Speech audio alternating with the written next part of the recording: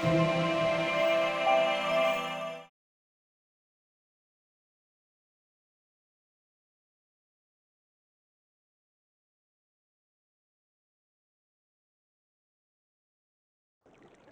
everyone, welcome to Tea with TPS. This is episode number 10 with Shri.G.Vijayaraghavan.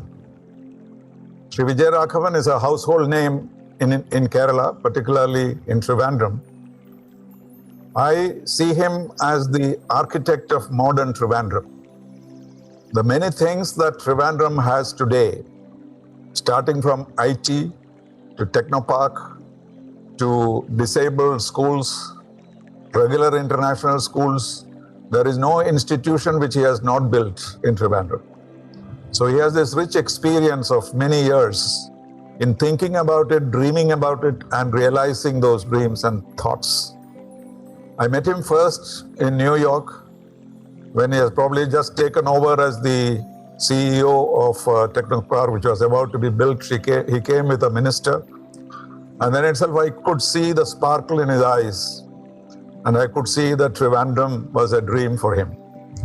And all these years I observed him, I have found that he's totally dedicated, totally objective. He can deal with any political party and openly expresses his views without fear or favor. Welcome, Shri.G.Vijayaraghavan. Thanks, Ambassador Srinivasan, and thanks for the introduction. Thank you. I think a bit too much, but anyway, thank you. But I know now that you are doing many more things. So can you tell us now exactly what your agenda is at the moment? These things have gone back. You have actually left some of these institutions, having brought them up. So, but what is your current? I have, what I say, two parts to what I do. Some I do for my pocket, which is my consulting, which I work with multiple companies, both in and outside India. The other is what I do for my heart, which is what I work in the area of disabilities. And my big focus today is the Center for Autism and Other Disabilities Rehabilitation, Research and Education, which is being set up in Trivandrum. And of course, like you, I also spend a lot of time on discussions on debates and discussions. Yes. On Kerala, Trivandrum, that way. So that's something which I do. Yes, you are very much in demand, I know. Let us start with the current issue in Trivandrum's development, which is the airport. I know you have been a champion of privatized airports, or at least private-public participation. But why is it the present government and even the opposition insisting that this should be a government airport? There's something which is very interesting here, that the privatization of airports started during Dr. Manmohan Singh's time as Prime Minister in the first UPA government. And at that time, both the opposition in Kerala, which was the ruling in Delhi at that time, and the ruling in Kerala, which was supporting the ruling in Delhi at that time, supported that move. So I don't really see why, and at least I'm happy that in the last few days, the Congress has come out openly saying that they are not against privatization. Okay, but one of the things which we must realize is that the government's option, which the state government has given, is also in a way privatization. Because when I looked at the document, which the expression of interest which the Kerala State Industrial Development Corporation floated, they were looking at entities, business entities with a net asset base of over 500 crores to be their partners in the airport venture. So it's very clear that it is not government alone. So government would hold maybe 26% and the rest would go to somebody else. So I really don't see a difference between the government model and the model which has come in from the government of India. At the same time, we need to know that, when they talk about, today they're saying, why don't we do the Cochin model? Why don't we do the Kannur model? Actually, I'm sure that the government-supported consortium would have got the bid if they had the Cochin International Airport bid for it, because there would be no additional overheads. Instead of that, there was a completely new entity set up called the Trivandrum International Airport Limited, which would mean you're going to add on a new managing director, a new CFO, a new administrative setup, and the overhead would have gone up. And because of that, the government, even though they had a 10%, the price advantage for the purpose of matching for purpose of last refusal, they lost it because it went to over 19%. So I'm sure they would have come within that 10% if they had not set up another body. So very difficult to say. I don't know, but the interests are completely different. No, but from the center's point of view, did they go on the basis of the comparative merits of the proposals rather than a principle that it should be private? What motivated the government to take this decision? I would say the government of India's decision to privatize airports is a very well-studied decision, and something which, like I said, was implemented from Manmohan Singh's time. This government went a step further, actually tweaked the model, which I think is better for the government, because you're not looking at anything there. You're not even bothered about their revenue. You're telling them, pay me per passenger. And you should remember that all the airports being privatized in this are only 10% of the total passenger traffic. So that was one. The second one, it was a transparent process. Actually, the government of Kerala indirectly acknowledged and supported that process by bidding in the as becoming part of the tendering process. If they had not become part of the tendering process and they had gone to court to stop the tendering process earlier, they would have stood a chance in court. But today, that is not going to be possible, because you can't fight against a tender after you've lost the tender. Right. No, but can this be reversed? Or what is the process? I don't think the process can be reversed, is my feeling, unless there is something which a lot of us haven't seen in the entire bidding process which we don't know about. I don't think it can be reversed unless the Adanis decide not to go forward with it. The Adanis can say that the state government is not supporting, we don't want to take it up. But the state government also, I don't think, can say they cannot support, because they've gone to court. The court says, no, you have to go forward with it. At that point of time, the state government cannot say that we will not sign a state support agreement. What the state government can do is actually it can go back to the government of India and say, look, of the total asset that was created, so much of it is our contribution. Because there was land which the state government gave, the land which Maharaja gave, which can be against state government. So you value the entire project, look at the valuation of the land which was given free, that becomes part of that total cost.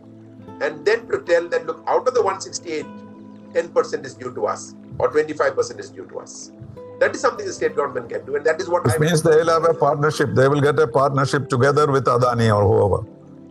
No, I don't think they should be looking at a partnership with Adani. But the 168 rupees which is given to the Airport Authority, because you should remember, the entire property belongs to Airport Authority of India. And the money will be given only to Airport Authority of India. But the government can agree into, because they have a part, they can say there's a part ownership in that. They can say 10% or 20%, depending on the valuation of the land, should come to the state government. So the Airport Authority will calculate 168 and give 16 rupee 80 paisa or 33 rupees 60 paisa, depending on what percentage is due to the state government. That is what I think is going to be the only solution, unless the Adanis go back on this. And the High Court is also likely to say the same, is it? Because the new court... Because I think there are very clear Supreme Court judgment that you cannot go back. You cannot go and fight a case which you were part of. The only thing which can happen is there are others who have gone to court, like the employees have gone to court. If they can go to court and find a problem with the entire tendering process, which I think is going to be quite difficult, because several people have bid and all that can be there. You can't find fault because Adani's got 6 airports, because all 6 are with them. They can't even talk about, unless there were some conditions changed after the bidding process started, which I don't think have happened. So I don't think it's going to stand very well in court. But as far as you and I are concerned, our concern is that we should have a good airport, which should not be more expensive than Kochi. These are all the concerns that we have. How do you think this will solve that problem? Do you think it will, this privatization? But the way I look at it, and for a person who is not familiar with airports or development or numbers, only thing I should say is that Adanis have bid for it. Adanis have to make money. The only way they will be able to make money if there are more passengers coming to that airport. If there are more passengers, you will require more flights to come. When you have more flights, there will be more competition for Thiruvananthapuram. And when that is happening, automatically the rates will come down. Today, it is cheaper to actually hire a Mercedes-Benz car from Trivandrum and go to Kochi, and then from there fly to Dubai or even to Delhi, because the rates are so much different. Okay, so the thing is that very clearly, I believe that the cost will come down for the traveler, whether they're business travel or otherwise. But the most important thing is not just the cost coming down. I think the connectivity is important, because the connectivity is important for the economic development of Trivandrum. So what do you see? What are the other things happening in Trivandrum which is going to make it, bigger and richer? How about the Techno Park and the connected setup there? When we were discussing briefly earlier, you told me, what is that I see as the future of Trivandrum? I would say that, look, one is the airport. Maybe So that's why I started with that. Yeah, okay. All right. I'll maybe try to list out maybe 12 of them, okay? One is the airport. The second is the Vizhinjam International Seaport. Because with the seaport, you will have ships coming. When ships come, there is automatically economic development. Also, what will happen is with the airport and the seaport so close to each other, you're going to find a lot of connected business coming in. You could have cruise liners coming into Trivandrum, okay, where they will look at this being a changeover point, where people will come by air, get into a cruise, and then get down somewhere else. Or they'll come back and go from here. So it could become a terminal. The second thing which will happen is, because they need to see business in the seaport and the airport, I believe that the Adanis and people whom they know will actually bring in new industries into Trivandrum. Before we go on to the other item, what is your assessment of the seaport? How soon will it come about? Do you see problems? It is going slow now, but I don't think people can slow it down beyond a point. I believe there were two things. One was a quarrying related thing, which I think is sorted out, but there is still some more land that is required to be acquired. The process of it was completed about 4 years ago. I think the government just need to take possession of that and give it to them. Right? I don't know whether it's an issue on finance or otherwise, but there is the land available for that, which should be done. The process is completed. The government just needs to take possession. The other one is the land required for the railway connectivity. There again, I don't think the entire land has been taken into possession. So I would say land acquisition is one of the blocks that is there. Yes, biggest problems in Kerala. Yes. Yeah, but no, I don't think there is an issue of identifying that, or the process is done. You just have to take it over, and I don't know why, but there is a gap there. So at this point of time. How about the personnel to man the seaport? Do we have the people, or where will we get them from? Because this is a very specialized business. One is, of course, they themselves will have their people. They've been running some ports. The second one is there are Malayalis around the world who work in major ports. You go to the best ports in the world, you will see Malayalis working there. The Singapore port, the one at Rotterdam, Dubai, you will find enough Keralites working there, or people from southern Kerala or southern Tamil Nadu working there. They'd be quite happy to come back.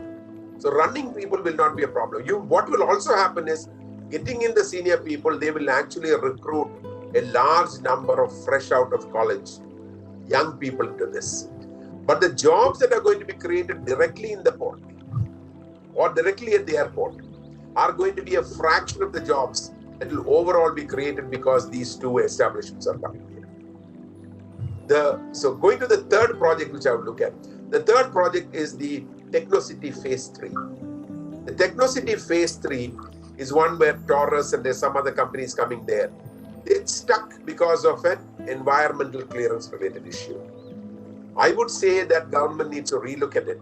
If required, redo the plans, because we cannot afford to have development which is impacting the environment beyond the point. Right? Indirectly, I am responsible for what happened in Phase 1. I have actually filled up maybe about 100 plus acres of paddy fields, but I never filled up a water body. We actually retained and we strengthened the water bodies that were there within that, because we know that water is a shortage. So I would say maybe relook at that. So that is the what I would call the third project that is there. The fourth. But is the space, before we go to the next, the space is fully utilized? So there is demand for expansion? There is substantial demand for expansion, but there are not enough. At least pre-COVID, a lot of companies wanted space. All right. And therefore, when Taurus or whoever builds up that facility comes, it will be utilized. You're going to see for the next maybe 6 months to a year, people will have some spare capacity on space, but it will have to pick up. And that's what I see when I talk to large groups around the world, that companies, even though they are saying that they're not going to be having their people back in office till end of September or October or December, they are still planning for more space for next year because they need space with social distancing. Right. We need more space to be given. People will need, if they want all their people in office, they will need 30 to 40% more space. And when that is done, you need that much more built-up space. Or they'll have to say you come to office only for half the time, which some companies can't do. So you No, but the new norm is going to be people will continue to work from home, and that may eventually happen, and there will be a lot of excess space. Very difficult. Even if you look, one of the places where it works very well is in the United States, and even there, you don't have people. You have people coming back to office for a couple of days a week. They may spend 2-3 days at home, but they're back in office for a couple of days a week. And you will need to have space. That's what I said. You will need to have space for 50-60% of the people. Minimum you will need to provide. And with the need for more space. There will still be a need for more space, is what I believe. The next project will be the Technocity project, where nearly 15 years ago, we've acquired over 400 to 500 acres of land. Only the IIIT and one other institution have come there, and one other building which Technopark has built. And there is one private company building a facility there, which is Suntech Business Solutions. Hundreds of acres are left there, and we should look at how we can attract institutions into that area. So that would be what I would say I hope I'm getting my count correct, the fourth project. The fifth project is the National Institute of Speech and Hearing. The National Institute of Speech and Hearing was to be upgraded as a university. Not happening yet. This is niche, right? Yeah. This is what you established, yes. Yeah, this was something I established, I looked after for 20 years. I worked on the detailed project report. I went through the entire process with the Empowered Finance Committee of the Government of India.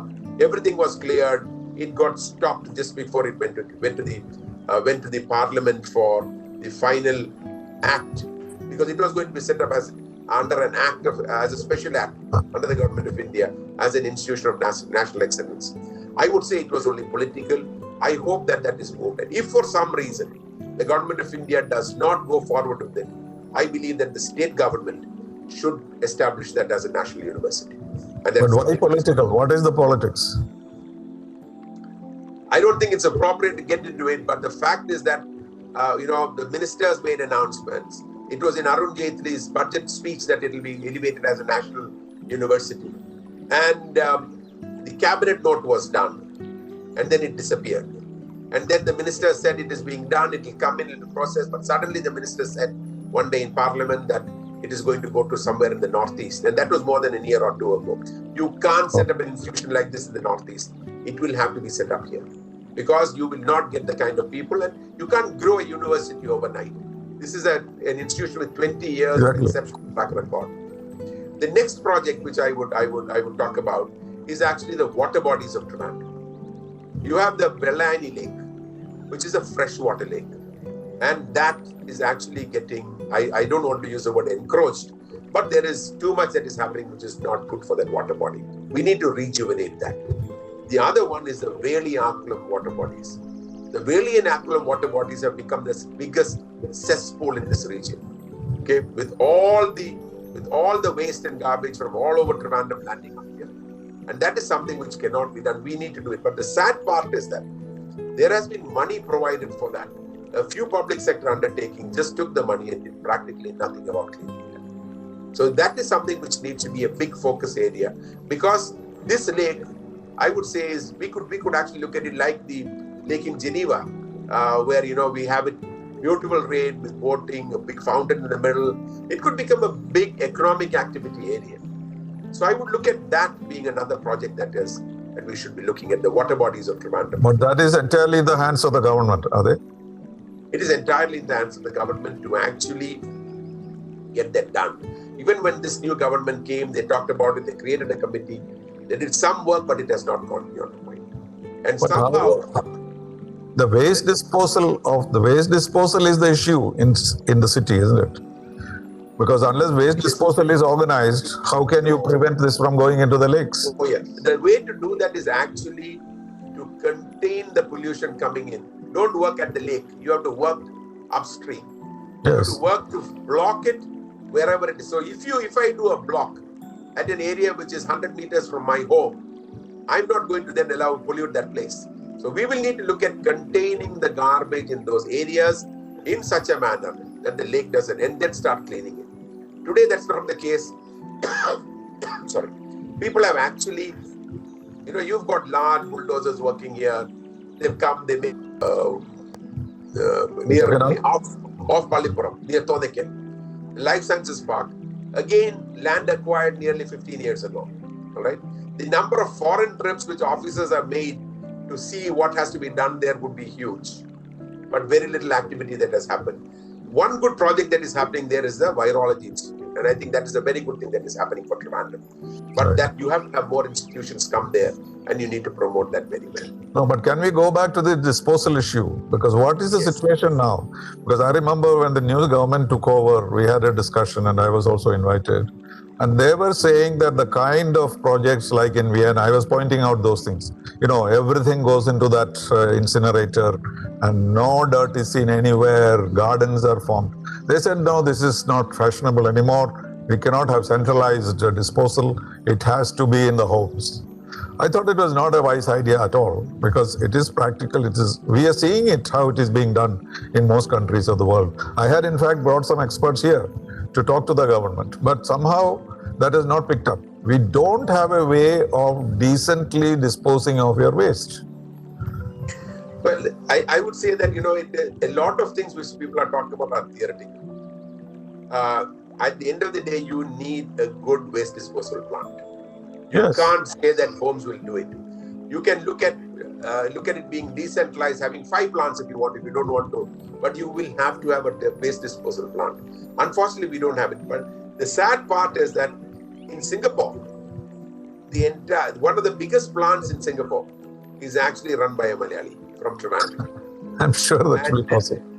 And he had come here. I had written about it in one of the newspapers, the Malayalam Manorama. The back was there, but I think that there are 2 things here.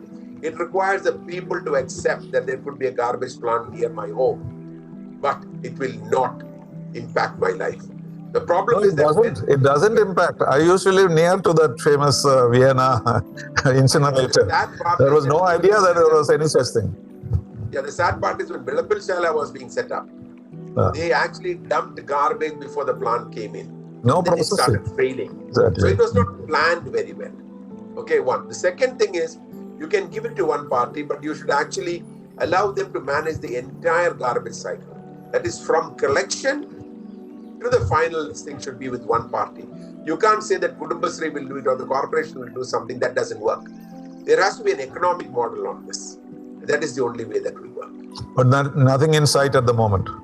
I don't as far see as you know. happening. I know there were a lot of bins kept in various places, but I don't think that we have found a solution to that. Because if we had found a solution to that, you will not see the garbage on the side of our roads when you go to Kovalam or when you travel to Aklam, or even in residential areas, you will not find garbage being dumped into a compound where there is no one staying today. Yes, because nobody picking up, there is no agency which you can pay for it. So how do you expect it to disappear? It won't disappear like that. It will land up in the lakes. So that is another important. I think some citizens' movement has to really push this, I feel. And citizens, actually, we have to take on responsibility for that. That is what is becoming important here. The other project would be, I talked about the life science part. Okay, another one is, of course, the light metro project for Trivandrum. Okay, today it was planned that phase 1 would be Pallipuram to Kadakuttam. You can't do a Pallipuram Kadakuttam phase 1. That's very small. There's nobody traveling in that sector. Yeah. Okay? So basically it has to be, if you need to do phase 1 as Pallipuram, Kadakuttam, all the 3 phases of Technopark it should cover. It should go via Akram to Ullur. There's the original route proposed was via Srikaryam. I would say let that continue. It is an alternate route which can come in. Srikaryam, Ullur. But this has to touch medical college. So phase 1 should touch the 3 phases of Technopark, via Akulam go to Ullur Medical College, and then go to Zambanur. That should be phase 1. Phase 2 should actually connect the airport to this. Either going straight from Akulam to the airport, or it should come in from Zambanur to the airport.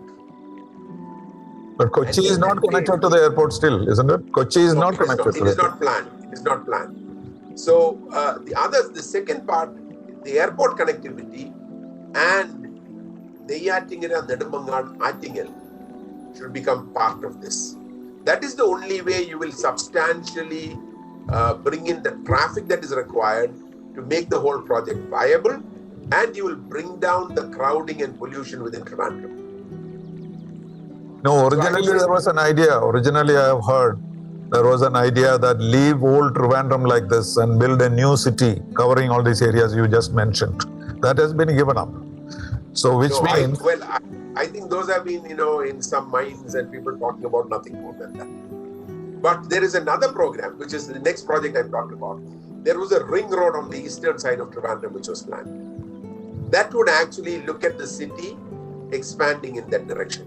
Today, the city is mostly expanding to the north, which is towards Karakottam and beyond. Okay, if you do a very good road which goes on the eastern side, there's a lot of land there. There'll be a lot of development which can happen.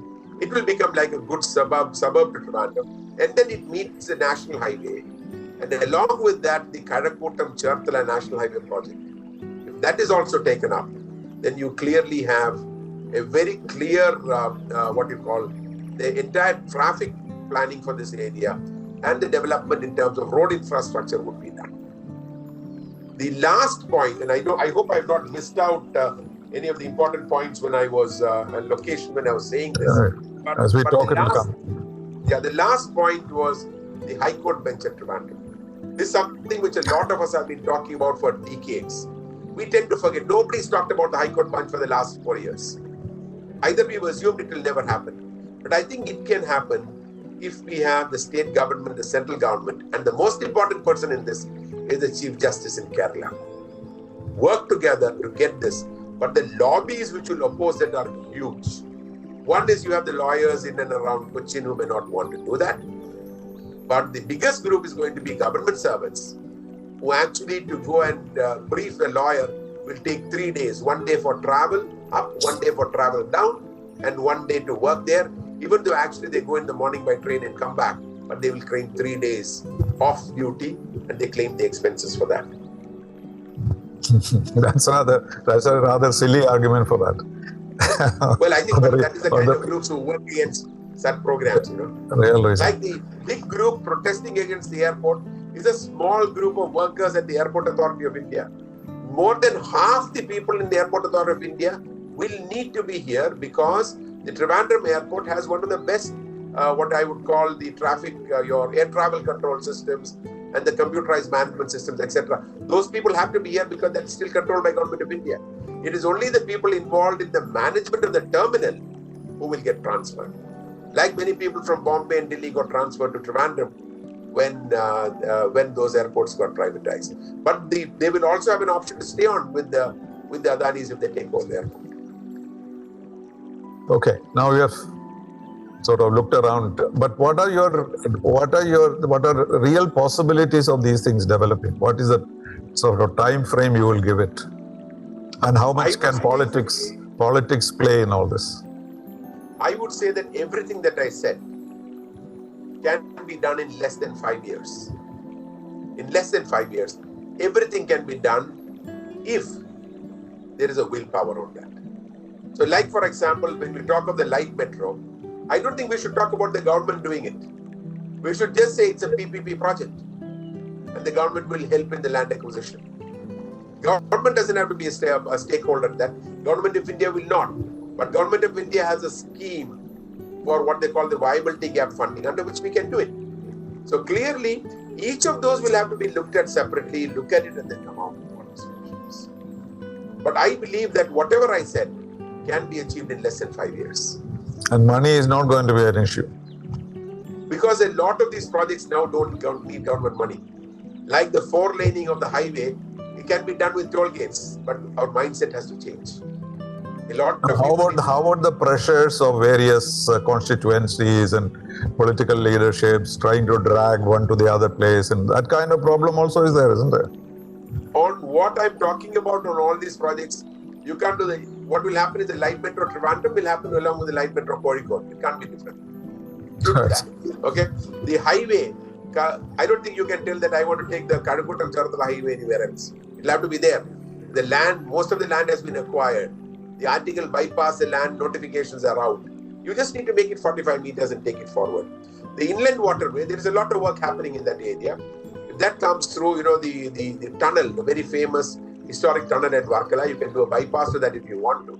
But those are all things which will have a high impact, not only in terms of the cargo traffic, but also in terms of tourism. Just imagine you can take a boat from Trivandrum to Cochin. The impact will be very, very high. Absolutely. No, but having worked in Trivandrum for so many years, are you optimistic that these can be done without corruption? That seems to be the biggest issue. We are not talking about it. Are you optimistic about it? Because any project that you see, there will always be somebody making money. And therefore, people have no faith in it. And and it is a real issue. So as a planner, how do you take that into account? How do you push these things with the clear realization that somebody is going to make money out of it? Look, let me put it this way. The business guy, if he's involved, will make money. I don't think we can deny them that. But if you look at a very transparent process, like the Vizhinjam Seaport or the present airport, when people say that Adani made money in the Vizhinjam port, there was a commission appointed. The commission looked at the whole thing and there was nothing that could be pointed out. It is easy to make wild allegations. Now, in the airport case, if somebody says that Adani made money or BJP or whoever made money from Adani's for the Trivandrum airport, I don't think there's a way I can really agree to it, because it was a transparent process. Unless all the bidders got together with Adani to actually tell that, you pay us something and we'll move out or pay the government something. But one of the bidders was the government of Kerala there. But I'm talking about the lower level corruption also. There's a lot of money is taken on this way or that way and some excuses. We know every day we find these. And then an inquiry goes on and on forever and nothing happens. And so that kind of a lethargy. I would say for many of these projects, if you have a vigilant society, a lot of these are projects which are open projects.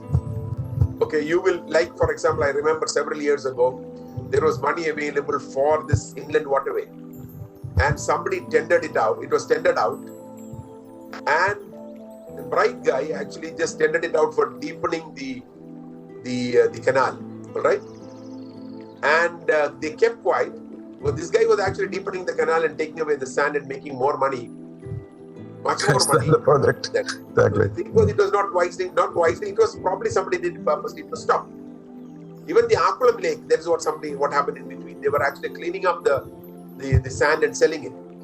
It can be part of the tendering process that you take so much of sand out of it. And this is what will cost you per lorry load of sand. You need to do a transfer. And that is where I think the way the Vizhinjam Seaport project was done, the way it was tendered out, it stands the test of time. Totally transparent.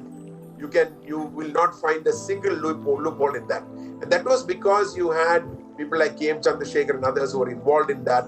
You had somebody called Mr. Haldia from the Government of India's Planning Commission. They looked at every aspect of this, looked at every loophole, and that is how that whole process happened. You can always look at large projects in a manner by which there cannot be corruption. Well, let us hope, because my own experience is that at the lowest level, corruption is very rampant. And therefore, one loses faith in that, these can be done here. That is really the problem. Yeah. Anyway, I would say the most important thing is that the lower level corruption can be stopped. The higher level corruption is where so you will need to have a very vigilant society. And you will need to have people who are prepared to say, I will not pay. And people who are prepared to say that, I don't care if my project is delayed by 1 month or 2 months, I will not pay you. If that happens, you will find that corruption cannot be one-sided. No, that's not possible, because every moment is precious for him. Paying 2,000 rupees is not the issue for him. No? So that becomes an issue. But most of the developed countries, you see corruption at the very high level and very huge. But at the lower level in functioning, the consumer, it doesn't affect him. Here, if you want to go and pay a tax, you have to pay a bribe with it. That kind of situation doesn't exist in many other countries. Anyway, I think I know. that's... But compared to many parts of India, I think Kerala, the corruption even at that level is much lower, is what I believe. Is it so? Is it I so? talk to a lot of people, including business people. All right. Anyway, shall we change the subject onto education, because you are greatly interested. You are on the state planning board. I mean, I was also there. We try to do various things. But how do you see this this policy? Is it going to be acceptable to Kerala? That's the first point. So one of the things with the new policy which I have said is that I don't think anyone in their right senses will find too much to oppose. Too much to oppose? To oppose. Okay. No, but the Kerala government has already submitted a paper opposing everything. Agreed. I know, but that is what I said. If you really want to see the quality of education change, if you're sincere about it, you will need to ensure that you make some of those changes. There could be small things here, like, for example, the state government to be able to decide on the content in the curriculum, on history and culture and things like that, because that is what, and I would say the central government should allow that to happen at the state level, because... that is very sentimental. It will not have impact on employability or education standards. On the overall thing, I don't think there's anything to be worried about. I think it is going to have a big impact, is what I believe. Because one of the things I actually tell is that in Kerala, something very specific to Kerala, there was a time when the businessmen used to send their children outside Kerala for higher education after that, pre-degree at that time, all right? Yes. And then you had the bureaucrats who started sending their children outside Kerala. Why? When you ask them, they say, no, the institutions for higher education are not okay. Right. But the most interesting thing is, politicians also have started sending their children outside Kerala for higher education. Whoever can afford. Which means everyone is clear that the quality of higher education in Kerala is so bad that the politician doesn't want it, the bureaucrat doesn't want it, the businessman doesn't want it. Why are we forcing that on the poor guy who is not able to travel outside the state or outside? But all of them seem to want the situation to continue for their own other interests, political interests, ideological interests. Exactly. That is what I said. It is okay for me, but it is not okay for the common man. And that is why I've been telling in the last few weeks that the citizens, the civil society has to actually start getting more active. And unless the civil society starts demanding these things, you are not going to see a change. And one of the typical examples of that was at Trivandrum Airport. If you look at it, the MP, local MP, actually Shashi Tharoor took a stand saying, I support the airport, when the Congress said no. And the reason for that was, I believe that he got a lot of his votes at that time because he actually took this stand. So you have to go with the pulse of the people. You can't think that your ideology stands above the pulse of the people. It cannot. But if your party disowns you, then there is no point in doing that. That is where the problem will come. No, that is why I... Because he has to also survive in the party. But the way you look at the way the stand of the Congress in the last few days has changed, I've spoken to many of them, they are very clear. I don't think they are going to create a problem on that. They realize it has to be privatized. They have a problem with the name. I think the court will ultimately decide, is what I think. Okay. So coming back to education plan. So I would say on that very clearly that is a very good policy, and I believe that it's going to have an impact. In fact, I am very supportive of the three, starting from age 3 and the model that they've done, because you know that the Trivandrum International School, we follow the International Baccalaureate Primary Years program. We actually start from kindergarten there. And for us, up to class 5 is 1 year, which we call the Primary Years program. 6, 7, 8 is our middle school. And 9, 10, 11, 12 is the higher part of the school. So that's something which we've been following for a very long time. It's almost like the new 3+4, 4+3, etc. It's exactly like that. But the challenge on this is not going to be implementation of that.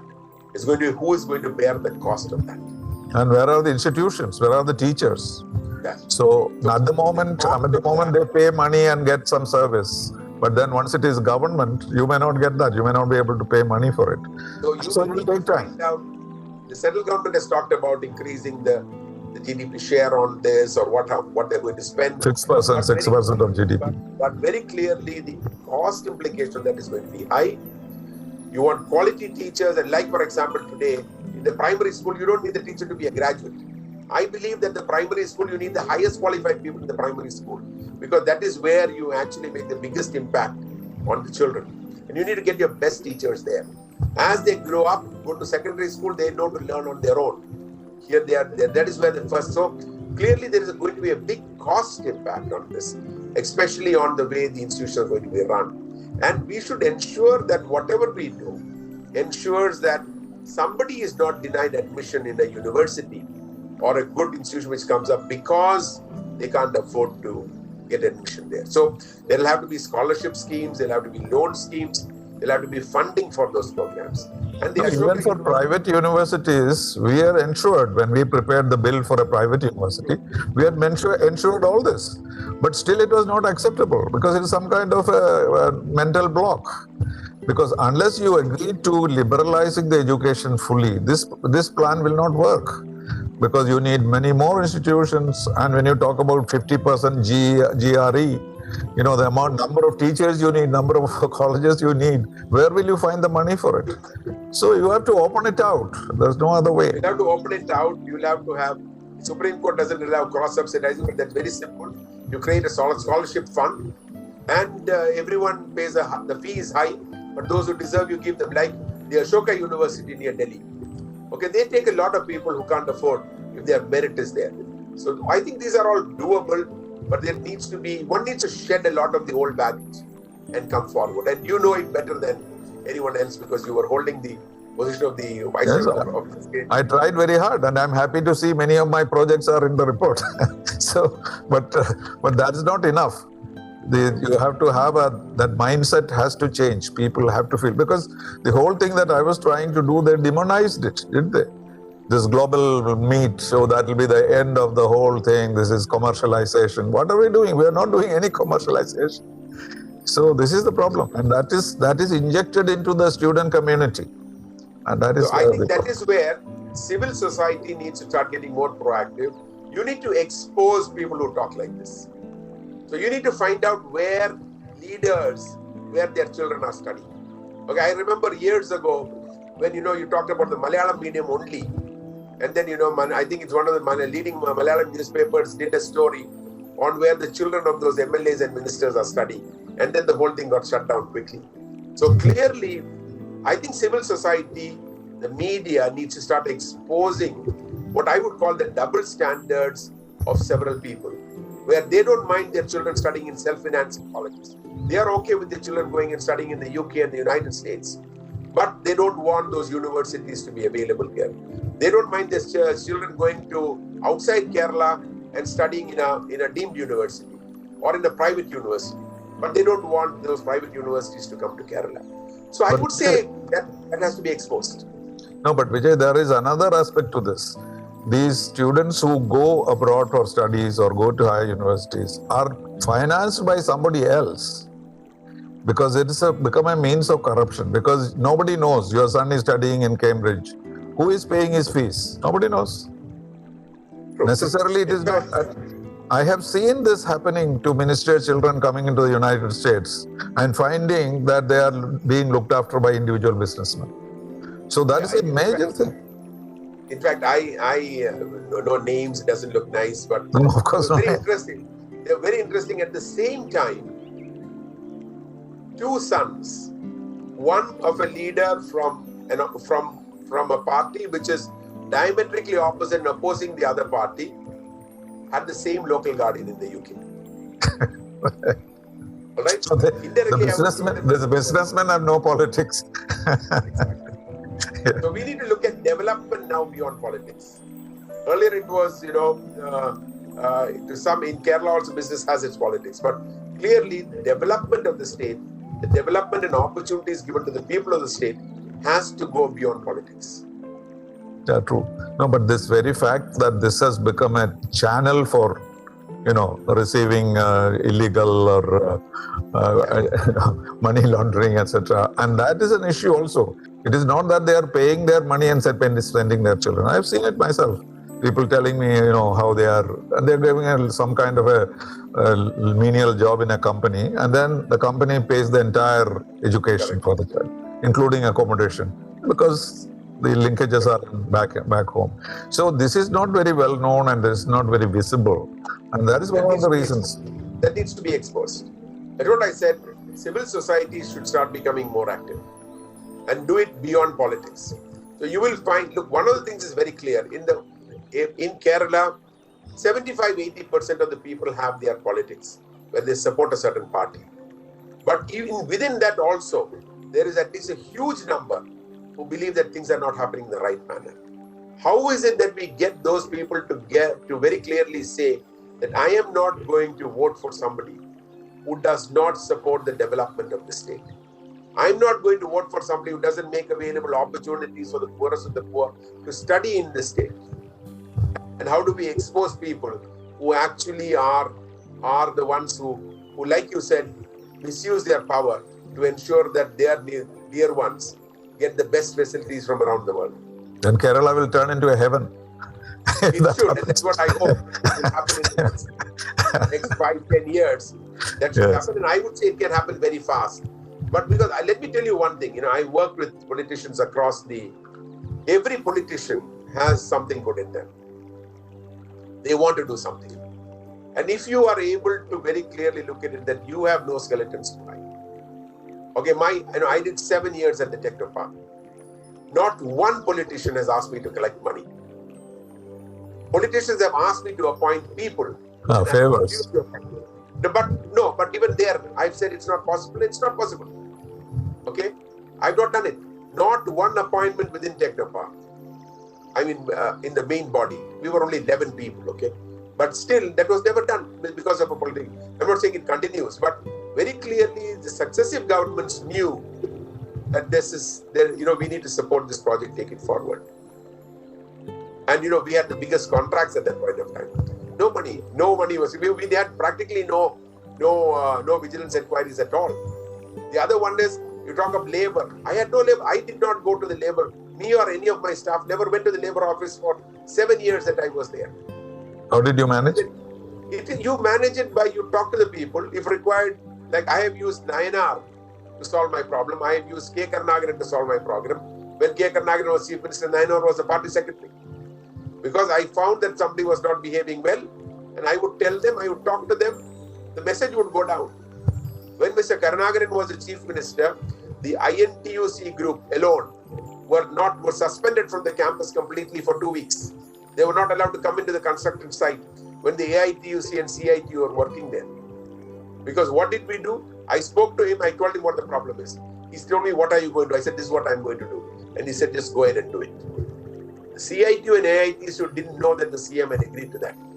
And what they said is, if this guy is going to do this to Karnagaran's people, just imagine what he will do to us. But they realized that and I take that from Nayanar, where he said, be fair and be firm. That's what we did. We were fair, we were firm. And my happiest moment was the day when I left Techno Park.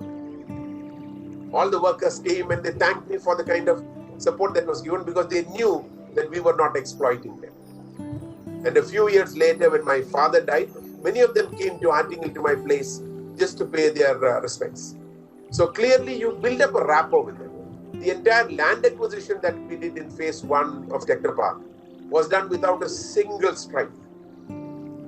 Because I met every household that was being evicted, I personally met them. And we went and we actually said that we have to be fair. I told the collector's office that be fair, give them the best price possible. I want them to get a price which they can't go to the court and get a higher price.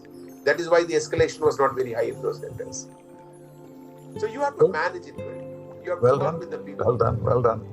But finally, the most sensitive question. What do you think of what is happening around?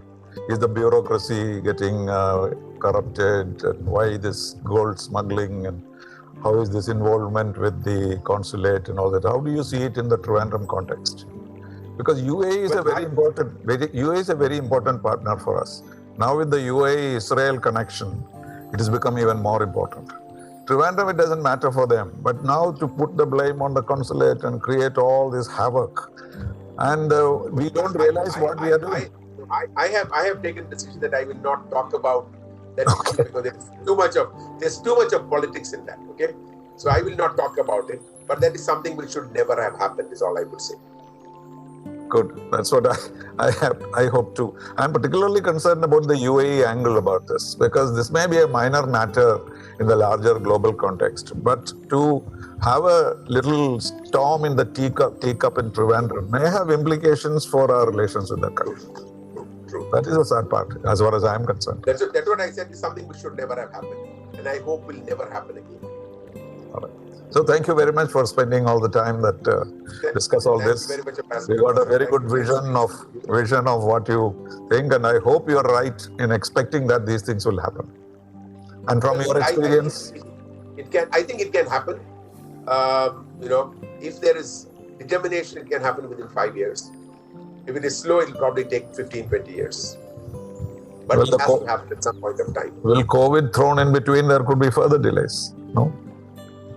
Frankly, I believe COVID is an opportunity.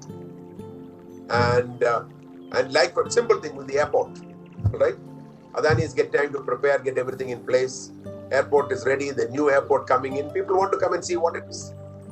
So one should look at how do you convert this into an opportunity. And there are the fear of survival is very important.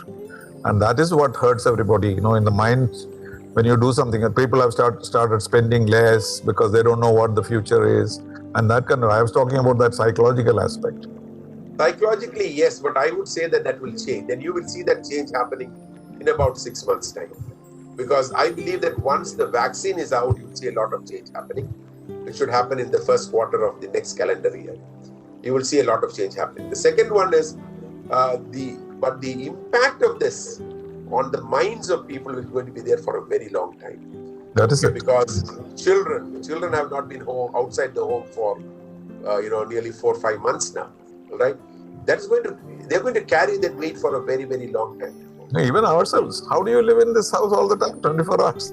I cannot believe that. I've never done it in the past. So that's the problem.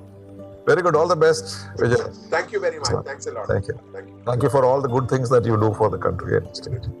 Thank you. Thanks.